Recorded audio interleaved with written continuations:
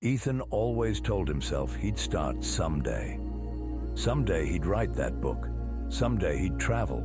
Someday he'd take a chance on himself. But someday never came. Days turned into weeks, weeks into years, and the dreams he once had started to fade into distant thoughts. One afternoon, he was sitting in a cafe when he overheard two elderly men talking. One of them sighed and said, "You know what I regret? Thinking I had more time." Ethan froze. That sentence hit him like a truck. He realized he had been waiting for the perfect moment, but life wasn't waiting for him.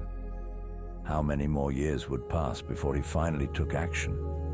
How many more dreams would he let slip away?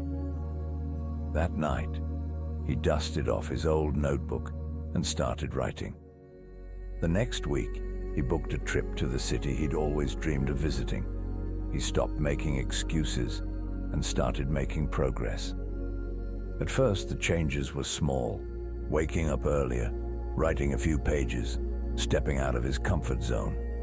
But each decision built momentum, and soon he became the kind of person who didn't wait.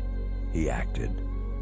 Years later, standing in a bookstore at his own book signing, he smiled as people lined up to meet him. If he hadn't made that choice back then, he'd still be sitting in that cafe waiting for someday to arrive.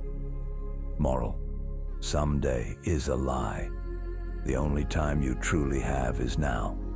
Stop waiting. Start before you're ready.